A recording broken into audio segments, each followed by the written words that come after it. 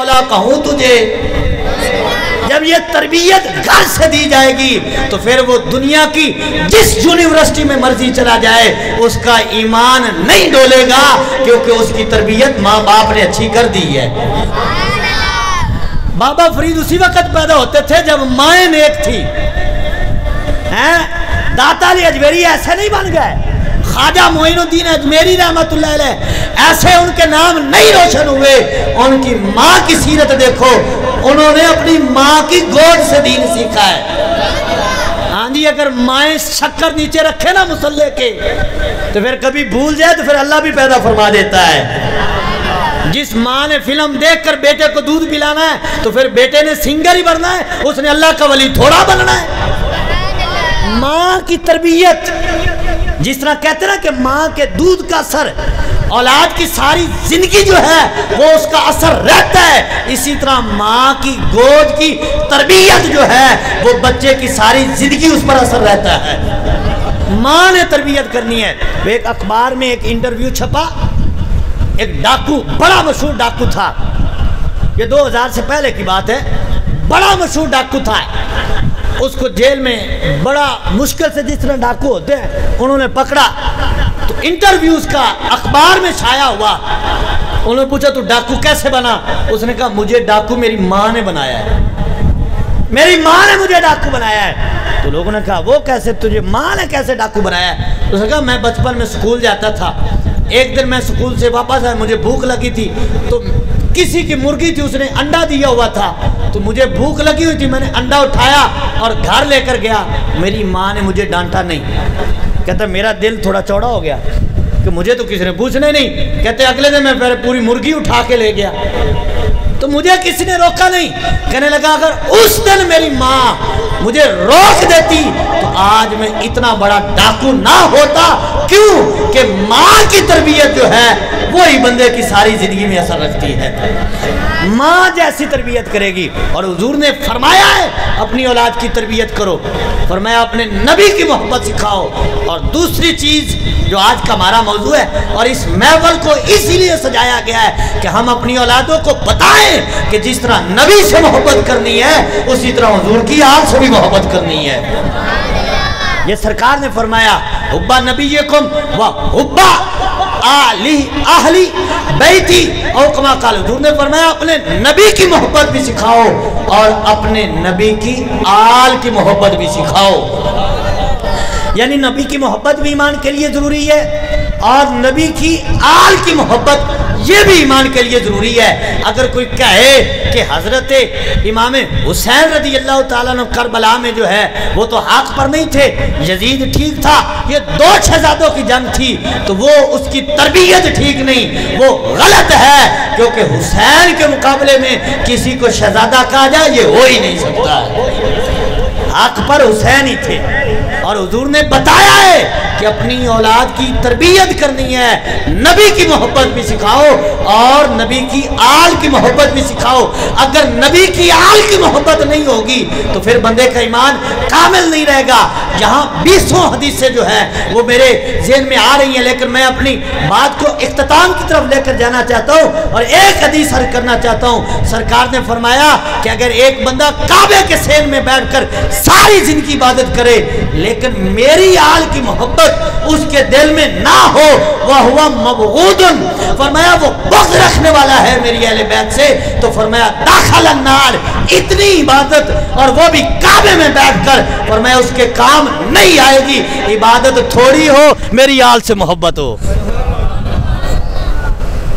کی گل ہے؟ عبادت تھوڑی ہو اور میری آل سے محبت ہو، کیونکہ سرکار نے فرمایا ایک دن کی محبت ہو اور ادھر ایک سال کی عبادت ہو، فرمایا اللہ تعالیٰ ایک دن کی محبت کا ثواب جو ہے وہ سال کی عبادت سے زیادہ عطا فرمائے گا۔ یہ اہل بیت کی محبت ہے، اور اہل بیت کی محبت جو ہے یہ ایمان کے لیے ضروری ہے۔ جس طرح نبی کی محبت ضروری ہے اسی طرح اہل بیت کی محبت بھی ضروری ہے۔ ہاں جی، اہل بیت کی محبت کے بغیر بھی، لیکن یہاں ایک بات کرنا ضروری سمجھتا ہوں کہ کوئی یہ نہ سمجھ لے کہ صرف اہل بیت کی محبت ہے، نا حضور کے صحابہ کرام کی محبت بھی اسی طرح ضروری ہے۔ جس طرح حضور کی اہل بیت کی محبت ضروری ہے، اسی طرح حضور کے اصحاب کی محبت بھی ایمان کے لیے ضروری ہے۔ نعرہ تکبیر، نعرہ رسالت، نعرہ حیدری، نعرہ غوثیہ، نعرہ غوثیہ، حسینیت، حسینیت، حسینیت، حسینیت۔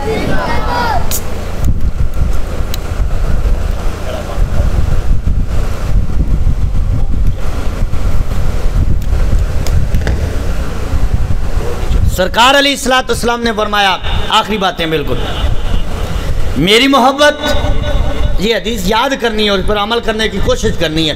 حضور نے فرمایا میری محبت سکھاؤ اپنی اولاد کو، اور میری اہل بیت کی محبت سکھاؤ، اور ساتھ صحابہ کرام کی محبت۔ صحابہ کرام کی محبت بھی ایمان کے لیے ضروری ہے۔ تو اور تیسری چیز جو حضور نے فرمائی، اور آج کا یہ جو محفل جس کے لیے سجائی گئی وہ اسی مقصد کے لیے، سرکار نے فرمایا وَقِرَاءَةَ الْقُرْآنِ، فرمایا اپنی اولاد کو قرآن پڑھنا بھی سکھاؤ۔ یہ تین چیزیں حضور نے حکم دیا ہے، اور حضور کا حکم امتی پر واجب ہے، عمل کرنا ہے اس پر۔ فرمایا قرآن پڑھنا اپنی اولاد کو ضرور سکھاؤ۔ کیوں؟ کہ قرآن کے ایک ایک حرف پر جو ہے اللہ تعالیٰ 10 نیکیاں عطا فرمائے گا۔ اور جب ہم فوت ہو جائیں گے، قبر میں جائیں گے، ہر ایک نے جانا ہے، اس کا انکار تو کسی کو نہیں ہے، جانا ہے تو پھر اس کی تیاری کرنی ہے۔ اس تیاری میں ایک چیز یہ ہے کہ اپنی اولاد کی تربیت کرو۔ حضور نے فرمایا جب اولاد کی تربیت اچھی ہوگی، جب وہ قبر میں جائے گا، بچہ زمین پر بیٹھ کر قرآن پڑھے گا تو اس کے قرآن پڑھنے کا ثواب اللہ تعالیٰ اس کو قبر میں بھی عطا فرمائے گا۔ جب وہ قرآن پڑھے گا تو ثواب ملے گا۔ اگر اس کو آتا ہی نہ ہو، ایک شخص تھا، اس نے اس کے 2 بیٹے تھے، ایک لنگڑا تھا، ٹانک سے معذور تھا، اور دوسرا بڑا ذہین تھا۔ جس طرح ہمارے ہاں ہوتا ہے کہ جو گھر سے فارغ ہے اس کو مدرسے میں ڈال دو، جو ذہین ہے اس کو یونیورسٹی میں ڈال دو، اور یونیورسٹیوں میں پھر دیکھ لو اسلامی یونیورسٹی میں کیا ہوا ہے۔ یہ یونیورسٹیوں کی تربیت کا یہی حال ہے۔ جب مدرسے میں آئے گا، اور دوسری بات یاد رکھیں، دنیا ان بچوں کو پڑھائیں گے نا، جتنا وہ بڑا افسر بنتا جائے گا باپ اس سے ڈرتا جائے گا۔ بیٹا افسر بڑا ہے، باپ ڈرے گا، لیکن دین پڑھا کر دیکھو، جتنا وہ دین زیادہ پڑھتا جائے گا ماں باپ کا ادب اتنا زیادہ کرتا جائے گا۔ دین پڑھے گا تو اس کو ماں باپ کے ادب کا پتہ ہوگا۔ دین کی طرف اپنے بچوں کو لائیں، دین سکھائیں۔ اس نے اپنے بچے کو جو معذور تھا، کسی نہ کام کاج کا، مدرسے میں ڈال دیا، دوسرے کو یونیورسٹی میں داخل کرا دیا، وہ بڑا افسر بن گیا اور یہ حافظ قرآن بن گیا۔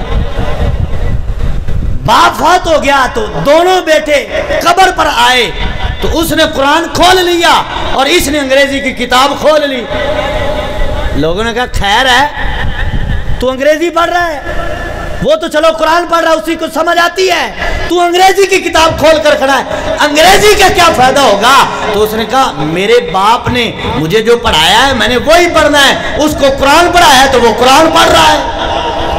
تو اس لیے ہم جو پڑھائیں گے، جو یہاں بیج بوئیں گے، قبر میں اس کا پھل حاصل کریں گے۔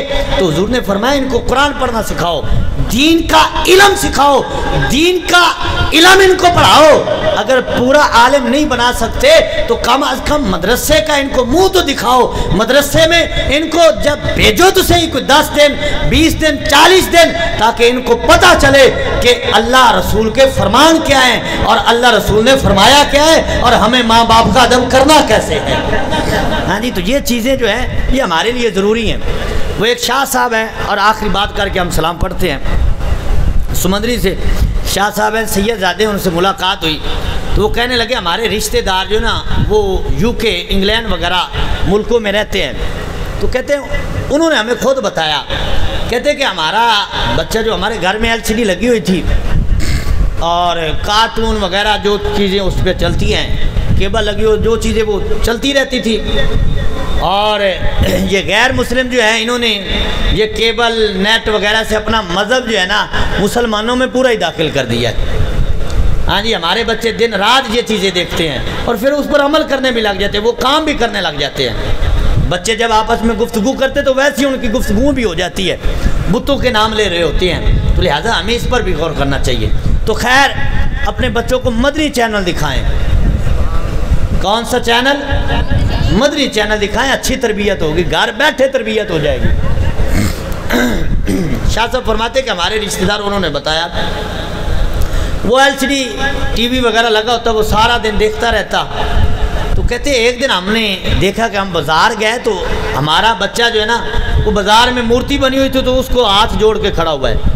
کہتے میں حیران ہو گیا، ہمارا بچہ مسلمان اور ہم کلمہ پڑھنے والے، بت کے سامنے اس نے ہاتھ جوڑا ہوا ہے۔ تو کہتے میں گھر آیا، سب سے پہلے تو میں نے LCD توڑی، ٹی وی گھر سے نکالا اور اس بچے کو میں مدرسے میں داخل کروا کے آیا۔ کہتے میں نے مدرسے میں جب داخل کروایا نا تو کچھ عرصہ گزرا، وہ بیمار ہو گیا۔ بیمار ہوا تو میں اس کو ہسپتال لے گیا۔ ہسپتال میں وہ لیڈی ڈاکٹر نرس جو ہے اس کے پاس آئی، اس کو دوائی یا ٹیکہ انجیکشن وغیرہ لگانے کے لیے، تو اس نے آنکھیں بند کر لی، اس کی طرف دیکھا ہی نہیں۔ تو کہتے ہیں کہ میں بھی قریب کھڑا تھا اور وہ ڈاکٹر نرس اس کو کہتی بیٹا میری طرف دیکھ تو صحیح، آنکھیں تو کھول۔ تو اس بچے نے پتہ ہے کیا جواب دیا؟